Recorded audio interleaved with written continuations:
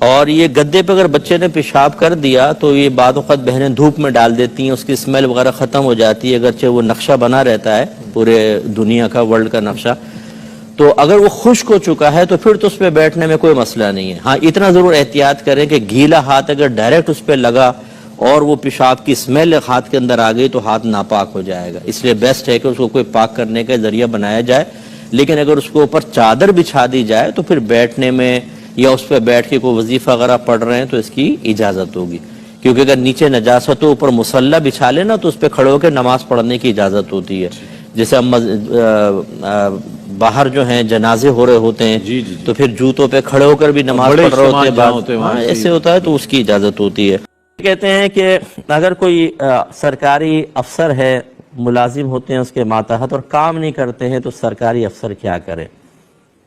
صبر کریں. میرا مشورہ یہ ہے، کیونکہ آپ بھی اچھی طرح جانتے ہیں ہمارے سرکاری اداروں میں جتنے بھی امپلائی ہوتے ہیں وہ پولیٹیکل بیس کے اوپر آتے ہیں. کوئی کسی پارٹی کا ہوتا ہے، کوئی کسی پارٹی کا ہوتا ہے. آپ کچھ کر ہی نہیں سکتے، آپ مجبور ہیں. آپ کریں گے تو آپ کو ہٹا کے کسی اور کو لگا دیں گے. اس لیے آپ پیار محبت کا ماحول بنا کر ان کو شفقت سے پیار سے سمجھاتے رہیں، اور ہو سکے تو جیسے ہمارے کلپس وغیرہ ہوتے ہیں وہ ان کو فارورڈ کرتے رہیں جس میں رزق حلال کی طرف توجہ دلائی گئی ہو. ایسا کوئی سرکاری ملازم سن رہا ہے تو ہم بارہا آپ کو سمجھاتے رہتے ہیں، آپ دو کاموں کی وجہ سے یا دو وجوہات کی بنا پر سیلری کے مستحق ہوں گے. ایک، اپنی ٹائمنگ وہاں پوری کریں. اگر صبح 9 سے شام 5 بجے تک ٹائمنگ ہے تو آپ کو آفس میں رہنا ہی ہوگا، چاہے کام ہو یا نہ ہو، پورا رہنا ہوگا.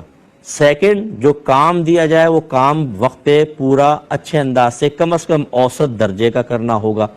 ایک بہت اعلیٰ درجے کا کام ہوتا ہے، ایک بہت ہی بیکار قسم کا، ایک درمیانے درجے کا. اگر کوئی طے نہیں ہوا تو کم از کم درمیانے درجے کا کام تو کرنا ہی پڑے گا. چنانچہ اب اگر آپ وہاں گئے، کام ہے، کام نہیں کیا، چاہے 9 سے 5 وہاں ٹھہرے، تب بھی سیلری کے مستحق نہیں. اور اگر آپ نے 1 گھنٹہ بعد پہنچے، 1 گھنٹہ پہلے نکل گیا، 2 گھنٹے کی سیلری کے مستحق نہیں. 2 چیزیں لازم کرنی ہوگی. جتنے ایسے سرکاری یا پرائیویٹ اداروں کے اندر ملازمین خدا را اپنے بچوں کے پیٹ میں حرام نہ ڈالیں. اتنی سیلری کے آپ مستحق نہیں ہوں گے جو آپ نے کام چوری کی، یا اسی طرح آپ نے وقت نکال کر دیر سے آئے اور پہلے چلے گئے. اس کیلکولیشن کریں، ایک دن کے اگر 1 گھنٹہ ہے تو مہینے کے 30 گھنٹے ہوگا، 30 گھنٹے کی سیلری کو ڈیڈکٹ کروانا آپ پہ واجب ہے. یہ اگر آپ لے جا کے اپنے بیوی بچوں کو کھلائیں گے، ان کے پیٹ میں حرام سرایت کرے گا، میدان محشر ہوگا، بیوی بچے ایک طرف ہوں گے، آپ کو یہاں کھڑا کیا جائے گا اور بیوی بچے کلیم کریں گے باقاعدہ کہ اللہ تعالیٰ اس نے ہمیں حرام کھلایا، آج ہمیں اس کا وبال کا بدلہ دلوا. یہ حدیثوں میں موجود ہے. تو جتنے سرکاری ملازمین ہیں ناراض نہ ہوں، بلکہ اپنے سیلری کو حلال کیجئے، اور اس طرح کے اچھے آفیسرز جو ہیں ان کو بھی یہ کہ کوشش کریں کہ ان کو سپورٹ کریں اور ایک اچھا ماحول بنا کے چلیں. اللہ تعالیٰ عمل کی توفیق عطا فرمائے.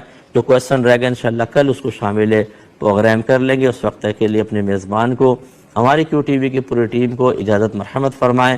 آپ ہمارے لیے دعا کیجئے گا، ہم آپ کے لیے دعا گو ہیں کہ اللہ تبارک و تعالی ہمیں تا حیات شرعی قوانین سیکھنے کے بعد طیب اور حلال رزق حاصل کرنے کی توفیق عطا فرمائے. آمین. وآخر دعوانا ان الحمدللہ رب العالمین.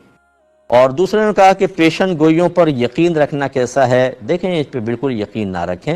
یہ کتنے لوگ بیٹھے ہوتے ہیں ٹی وی کے اوپر، کون سی ٹیم جیتے گی پیشن گوئی کر کے بتا رہے ہیں فلاں جیتے گی، سب سے آخر میں آتی ہے وہ لاسٹ میں. ان کی پیشن گوئیوں کا تو یہ حال ہے. کوئی ناراض نہ ہو، کوئی 100 پیشن گوئی کر کے 4 میں تکے لگ جائیں تو وہ تو میرے ساتھ بھی آپ آ جائیں. مجھے اس کا کوئی فن نہیں آتا، نہ ستاروں کی چال سے میں واقف ہوں، لیکن میں 10 پیشن گوئیاں کروں گا انشاءاللہ 5-6 تو لگی جائیں گی.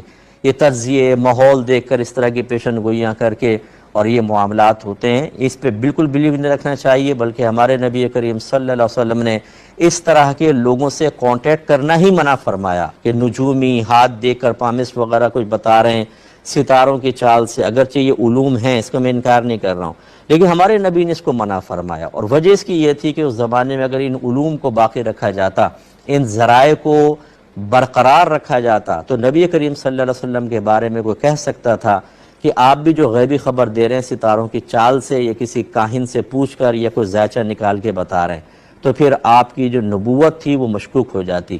پھر لوگ کیسے بلیو کرتے؟ وہ کہتے ہیں جو عام لوگ کر رہے ہیں آپ بھی کر رہے ہیں، ان سب کو حرام قرار دیا. اب جب ایک نبی غیبی خبر دے رہا ہے تو لازم بات ہے کہ ان ذرائع سے تو نہیں دے رہا، کیونکہ وہ تو منع فرما دیے گئے. تو یہ ضرور وحی الہی کا نتیجہ ہے. اس لیے میں آپ سے گزارش کرتا ہوں ان چیزوں پہ کوئی بلیو نہ کریں آپ. علوم ہوتے ہیں یہ، اس کا انکار نہیں. تکے بھی صحیح لگ سکتے ہیں، اس کا بھی انکار نہیں ہے، بالکل اس کا انکار نہیں. لیکن یہ 100% کوئی شورٹی کے ساتھ نہیں ہوتے، بدگمانیاں پیدا ہوتی ہیں. اب اخبار میں پڑھ لیں یہ ہفتہ کیسا رہے گا، لکھا ہوتا ہے بعض اوقات، اس میں لکھا ہوتا ہے اس ہفتے اپنے قریبی لوگوں سے ہوشیار رہیں. اب آدمی خواہ مخواہ بدگمانی کا شکار ہو جاتا ہے. بیوی زیادہ ہنسی، یار کیوں ہنس رہی ہے؟ ساس اچانک گھر میں آ جائے، یہ اچانک کیوں آئی ہے؟